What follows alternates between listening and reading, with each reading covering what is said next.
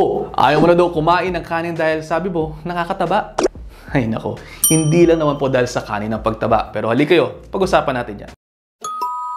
Ang pagtaas ng ating timbang ay dahil sa labis na total calories na ating nakakain. Hindi lang po sa kanin. Halimbawa, ang allowance mo per day ay 1.5 pero ang total na nakain mo ay 1.8 calories. Malamang sa malamang, tataas nga ang iyong timbang kung hindi ka nag-exercise para ma-burn mo yung extra 300 calories na nakain mo. Yung calories kasi na kailangan mo sa buong araw ay determined by your age, by your sex, by your physical activity, your weight, at yung iba pang factors tulad ng disease status. Kaya kapag ka ganyan, mainam na piling-piling maigi ang inyong mga kinakain. Hindi nang naman sa kanin yan nakukuha. Yung total calories ang dapat ninyong malaman at ibabudget natin yan throughout the day. Anyway, kung ayaw niyo pa rin maniwala kahit na paliwanag ko na, pag-usapan na lang natin itong tungkol sa shirataki rice dahil ilang beses na rin ako natatanong tungkol dito. Itong shirataki rice na to ay tinatawag na miracle rice dahil sa mukha nga siyang kanin pero halos walang calories per 100 gram serving. Around 1.5 carbs lamang ang meron nito. Galing yan sa konjac plant o konjac plant. Yung pangalan nito galing sa Japanese language na ang ibig sabihin ay white waterfall. Kung ikukumpara natin ang shirataki rice or miracle rice sa ibang klase ng kanin, say for example, jasmine rice, ang 100 grams ng jasmine rice ay pwedeng magbigay ng 360 calories. Samantalang ang 100 grams ng shirataki or miracle rice ay around 1.5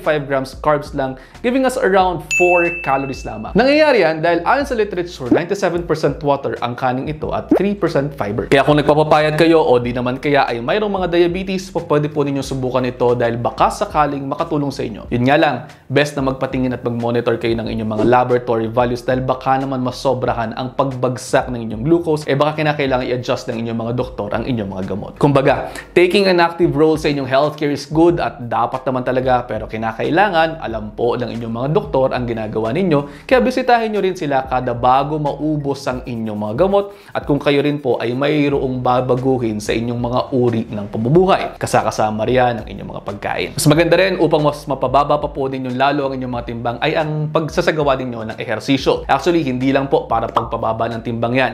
Para din yan makatulong sa pagpapababa ng inyong mga blood sugar at pag-elevate ng inyong mga moods dahil pagdating sa mga pagbabago ng ating mga uri ng pamumuhay, our mental health matters as well. Kaya alagaang maigi yan. Kapag kasi mababa ang inyong mood, pwedeng magkaroon kayo ng unhealthy choices sa pagkain, lalong tataba at lalong magkakaroon ng iba pang mga problema and the vicious cycle will just go on and on and on. Kaya naman choose your foods wisely at sabi ko nga sa inyo, ayaw na ayaw kong nagkakasakit kayo. Kaya naman naririto pa rin po akong nagpapaalaala sa inyo. At sa huli, ano't ano man ang mangyari, tayo-tayo lang din naman talaga ang magtutulong-tulungan. Kaya naman yun lang for now. I-digest nyo muna dahil ang gusto ko ay healthy kayong lahat. See you in the next episode. Ingat!